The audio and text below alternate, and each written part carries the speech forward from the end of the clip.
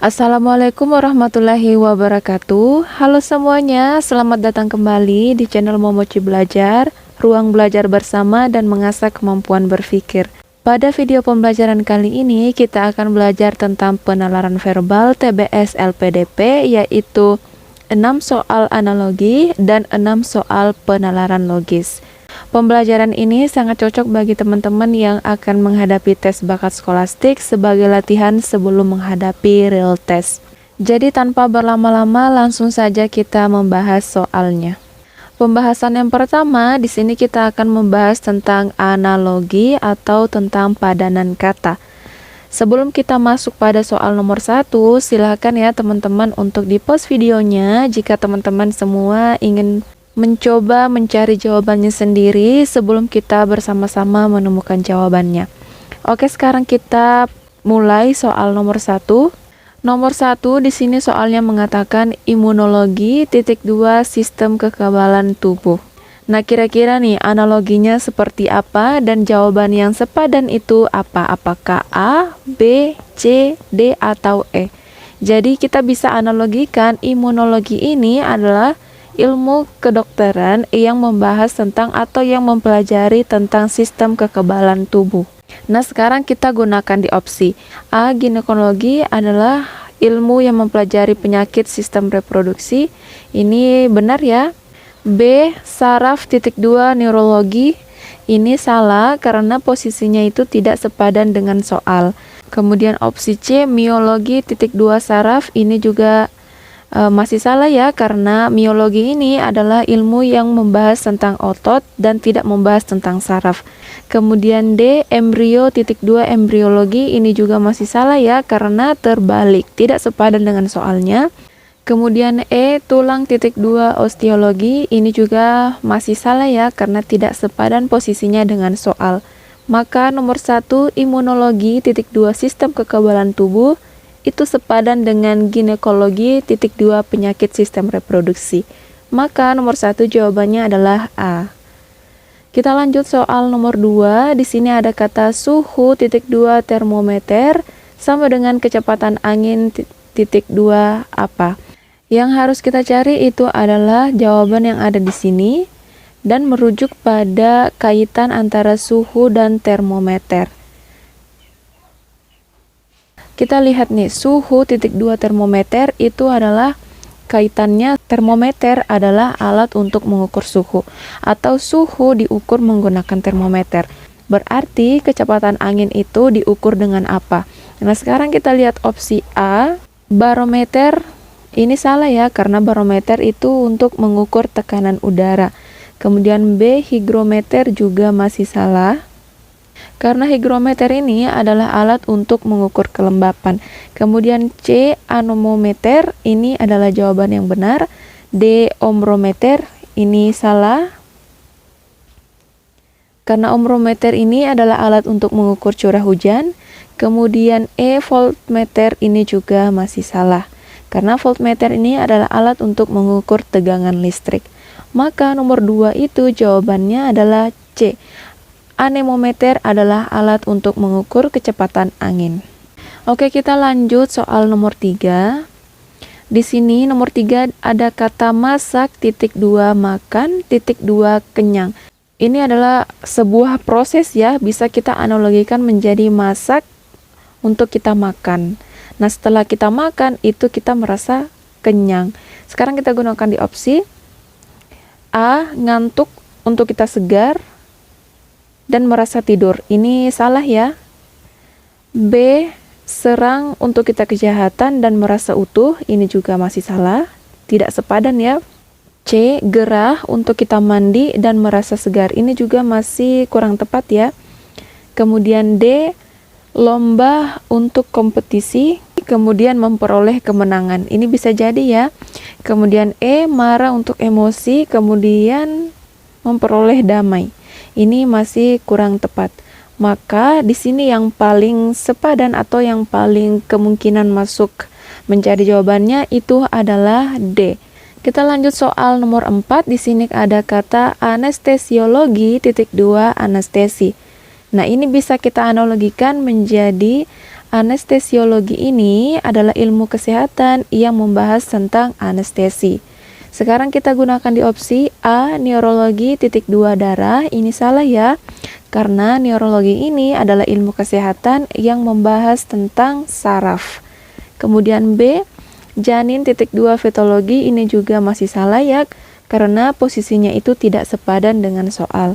Kemudian opsi C, osteologi (2 embrio). Juga ini masih salah ya, karena osteologi ini adalah ilmu kesehatan yang membahas tentang tulang. Kemudian D, psikiatri (2 jiwa). Ini adalah jawaban yang benar ya, karena psikiatri memang adalah ilmu kesehatan yang membahas tentang jiwa atau kejiwaan. Kemudian E, jantung (2 kardiologi). Ini juga salah karena posisinya tidak sepadan dengan soal. Maka nomor 4, anestesiologi (2 anestesi) itu sepadan dengan D, psikiatri (2 jiwa. Oke, kita lanjut soal nomor 5. Nomor 5 di sini ada kata anjing (2 melolong). Ini bisa kita analogikan menjadi anjing mengeluarkan suara yang disebut melolong.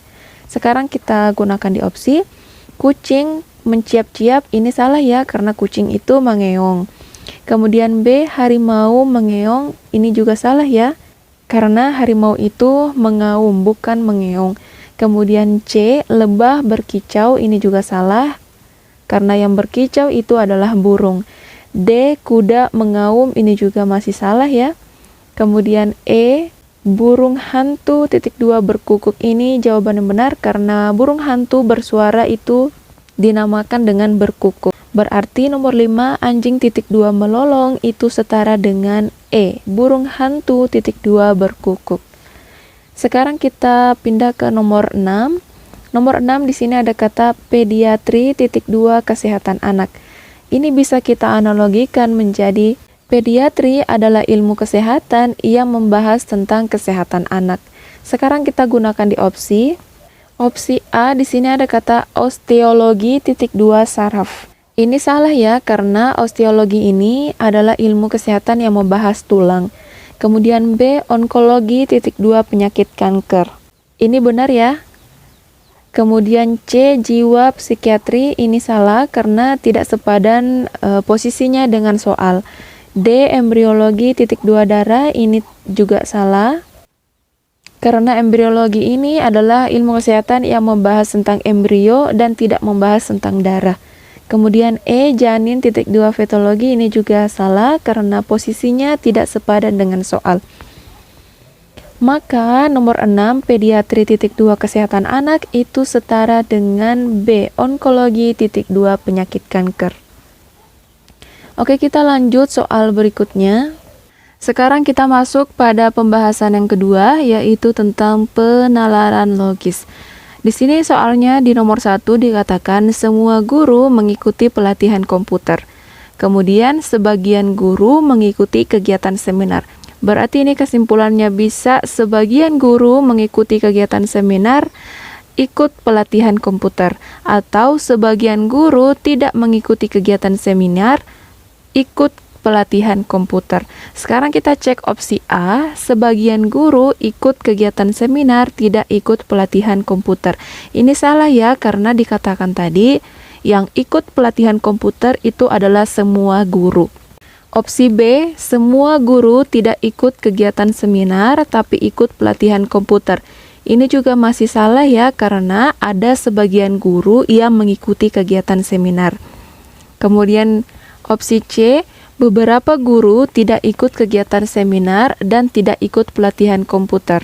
Ini juga masih salah ya, karena lagi-lagi dikatakan yang ikut pelatihan komputer itu semua guru. Kemudian D, sebagian guru yang tidak mengikuti kegiatan seminar ikut pelatihan komputer. Ini jawaban yang benar. Kemudian opsi E, semua guru ikut kegiatan seminar tapi tidak ikut pelatihan komputer. Ini juga salah, karena yang ikut seminar itu hanya sebagian guru. Berarti sebagiannya lagi ada yang tidak ikut seminar. Ketemu ya, jawaban dari nomor 1 itu adalah D. Sebagian guru yang tidak mengikuti kegiatan seminar ikut pelatihan komputer. Kita lanjut soal nomor 2. Di sini premis 1 dikatakan semua rumah memiliki atap segitiga. Premis 2 mengatakan sebagian rumah berwarna coklat. Berarti ini kesimpulannya bisa sebagian rumah berwarna coklat beratap segitiga, atau sebagian rumah tidak berwarna coklat beratap segitiga. Sekarang kita lihat opsi A, semua rumah tidak berwarna coklat memiliki atap segitiga. Ini salah ya, karena ada sebagian rumah yang berwarna coklat. Kemudian B, sebagian rumah tidak berwarna coklat memiliki atap segitiga. Ini benar ya. Opsi C, beberapa rumah berwarna coklat tidak memiliki atap segitiga. Ini jelas salah ya, karena di premis 1 dikatakan semua rumah itu memiliki atap segitiga. Kemudian opsi D, semua rumah tidak memiliki atap segitiga dan berwarna coklat. Ini juga jelas salah ya, karena lagi-lagi di premis 1 dikatakan semua rumah itu memiliki atap segitiga. Kemudian opsi E, sebagian rumah berwarna coklat tidak beratap segitiga. Ini juga masih salah. Ketemu ya, jawaban dari nomor 2 itu adalah B, sebagian rumah tidak berwarna coklat memiliki atap segitiga. Kita lanjut soal nomor 3. Di sini dikatakan premis 1, semua siswa mengikuti ujian pada hari Senin. Premis 2, beberapa siswa menggunakan alma mater sekolah. Ini bisa kesimpulannya adalah beberapa siswa menggunakan alma mater sekolah mengikuti ujian pada hari Senin, atau beberapa siswa tidak menggunakan alma mater sekolah mengikuti ujian pada hari Senin. Sekarang kita lihat opsi A, beberapa siswa tidak menggunakan alma mater dan tidak ujian hari Senin. Ini jelas salah ya, karena dikatakan di premis 1 semua siswa itu ikut ujian pada hari Senin.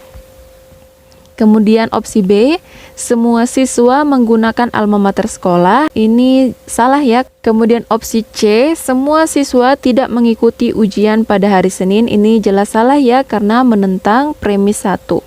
Opsi D, beberapa siswa menggunakan alma mater sekolah pada ujian hari Senin.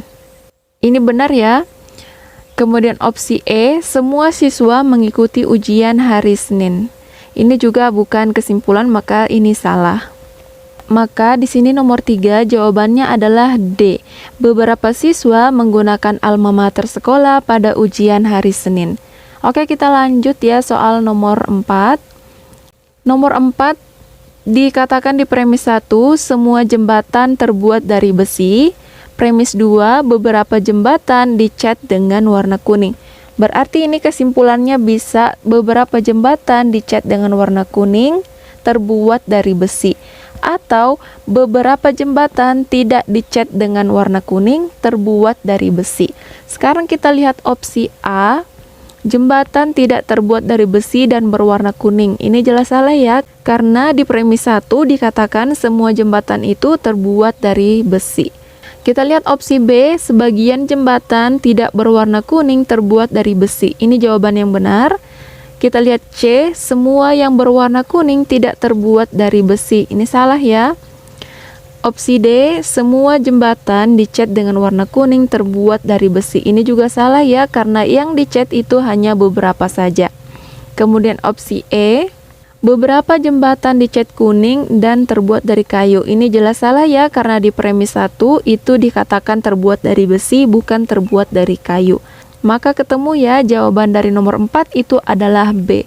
Sebagian jembatan tidak berwarna kuning terbuat dari besi. Oke, kita lanjut soal berikutnya. Nomor 5, premis 1 dikatakan semua kesalahan sebaiknya diperbaiki. Premis 2, sebagian kesalahan adalah sangat fatal. Nah, ini bisa kesimpulannya adalah sebagian kesalahan adalah sangat fatal, sebaiknya diperbaiki. Atau bisa juga sebagian kesalahan adalah tidak fatal, sebaiknya diperbaiki. Sekarang kita lihat opsi. Opsi A, sebagian kesalahan tidak fatal, sebaiknya tidak diperbaiki. Ini jelas salah ya, karena di premis 1 dikatakan kesalahan sebaiknya diperbaiki. Kemudian opsi B, beberapa kesalahan tidak perlu diperbaiki meski sangat fatal. Ini juga jelas salah ya. Opsi C, semua yang fatal tidak perlu diperbaiki. Ini salah. Opsi D, beberapa kesalahan sangat fatal sebaiknya diperbaiki. Inilah jawaban yang benar. Kita lihat opsi E, semua kesalahan perlu diperbaiki. Ini bukan kesimpulan ya, maka salah. Maka nomor 5 ketemu ya, jawabannya adalah D. Beberapa kesalahan sangat fatal sebaiknya diperbaiki. Kita lanjut soal nomor 6. Nomor 6 di sini dikatakan di premis 1, jika sedang makan sebaiknya diam. Premis 2, jika diam maka terasa nikmat. Ini teman-teman bisa jawab secara verbal atau jawab secara langsung, atau juga bisa teman-teman menggunakan rumus, yaitu rumus silogisme. Rumusnya seperti ini. Jika premis 1 dikatakan jika P maka Q, terus premis 2-nya dikatakan Q maka R, nanti kesimpulannya atau jawabannya adalah P maka R. Penerapannya seperti ini. Jika sedang makan, ini kita kasih simbol P. Sebaiknya diam, ini kita kasih simbol Q. Terus premis 2, jika diam, ini Q. Maka terasa nikmat. Terasa nikmat adalah R. Nah, maka nanti hasilnya adalah P maka R.